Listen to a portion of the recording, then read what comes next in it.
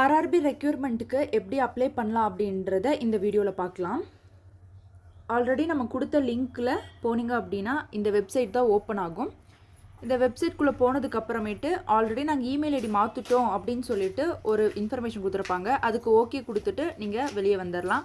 தென் இங்கே ஆல்ரெடி ஒரு பட்டன் மாதிரி கொடுத்துருக்காங்க. அதாவது கிளிக் ஹியர் அப்ளை ஆன்லைன் அப்படின்னு சொல்லிட்டு அதை கிளிக் பண்ணிக்கலாம்.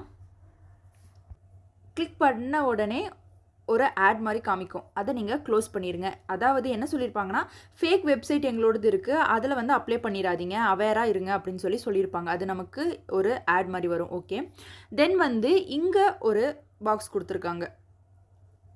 இங்கே மேலே இங்கே அப்ளைன்னு சொல்லிட்டு இங்கே ஒரு பாக்ஸ் கொடுத்துருக்காங்க. இதை கிளிக் பண்ணிக்கோங்க. இதை கிளிக் பண்ணிங்க அப்படின்னா ஆல்ரெடி நீங்கள் ஆர்ஆர்பிக்கு அப்ளை பண்ணியிருந்திருக்கீங்க, ஆல்ரெடி முன்னாடி வந்து ஒரு அக்கௌண்ட் க்ரியேட் பண்ணி நம்ம எக்ஸாம் அப்ளை பண்ணியிருக்கேன் அப்படின்னா நீங்கள் வந்து அக்கௌண்ட்டு க்ரியேட் பண்ண வேண்டாம். ஆல்ரெடி ஹேவ் அன் அக்கௌண்ட்டுன்றதை கிளிக் பண்ணிவிட்டு நீங்கள் அப்ளை பண்ணும்போது உங்கள் ஆதார் கார்டு கொடுத்துருப்பீங்க. ஆதார் கார்டு டீட்டெயில்ஸ் கொடுத்து நீங்கள் அப்ளை பண்ணியிருப்பீங்க. அப்போது லாகின் வித் ஆதார் அப்படின்னு சொல்லிட்டு இந்த பாக்ஸை கிளிக் பண்ணி நீங்கள் ஆதார் கார்டு வச்சு அப்ளை பண்ணிக்கணும். இன்கேஸ் நான் இது வரைக்கும் வந்து நான் அப்ளை பண்ணவே இல்லை, இதுதான் என்னோட ஃபஸ்ட் டைம், இப்போ தான் நான் ஆர்ஆர்பிக்காக இருக்கட்டும் சென்ட்ரல் கவர்மெண்ட் எக்ஸாமுக்கு இப்போ தான் நான் அப்ளை பண்ணுறேன் அப்படின்னு இருக்கிறவங்க இங்கே don't have an account create account அப்படின்றத கிளிக் பண்ணிக்கோங்க. ஓகேங்களா?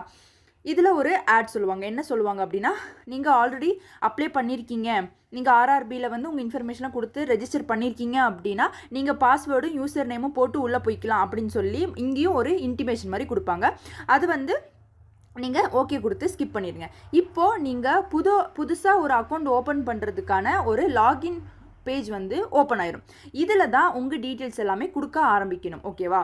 அப்போது ஒன்று ஒன்றா என்னென்ன டீட்டெயில்ஸ் கேட்குறாங்கன்னு பார்க்கலாம். கண்ட்ரி ஆஃப் நேஷ்னாலிட்டி அப்படின்ற இடத்துல இந்தியான்னு கொடுக்கணும். ஓகேங்களா?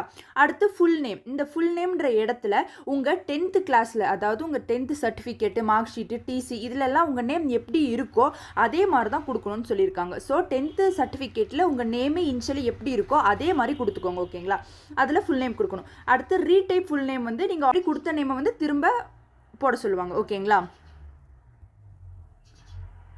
அடுத்து have you change your name அப்படின்னு இந்த 3வது பாக்ஸில் கொடுத்துருக்காங்க. எஸ்ஸோ நோவா அப்படின்னு. இப்போ இன்கேஸ் உங்களுக்கு வந்து பேர் வச்சுருக்காங்க ஸ்டார்டிங்கே, ஆனால் அது ஒரு 10th கிளாஸ் முடிச்சோ இல்லை 12th கிளாஸ் முடிச்சோ அந்த பேர் இல்லை, நான் வேறு பேர் மாற்றிட்டேன் அப்படி நீங்கள் பேர் மாற்றிருக்கீங்க அப்படின்னா எஸ் கொடுத்து அதுக்கான டாக்குமெண்ட், அதாவது நீங்கள் பேர் வந்து சேஞ்ச் பண்ணதுக்கான டாக்குமெண்ட் உங்கள் கையில் இருந்தால் அந்த டாக்குமெண்ட் வந்து அப்லோட் பண்ணுற மாதிரி இருக்கும். அது